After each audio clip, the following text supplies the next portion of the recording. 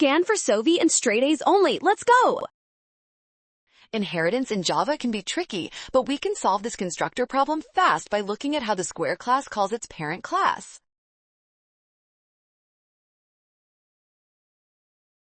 In Java, the super keyword is used to call a parent class constructor directly. Since square extends rectangle, we must use super to pass the value of x up the chain.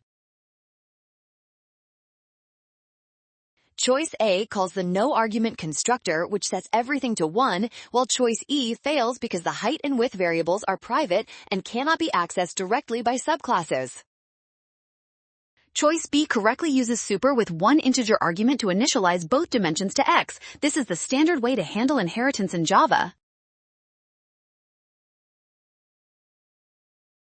Well done! Scan the code, you can learn better with Sovi. Avoid the rush and remember that private variables require super for proper initialization.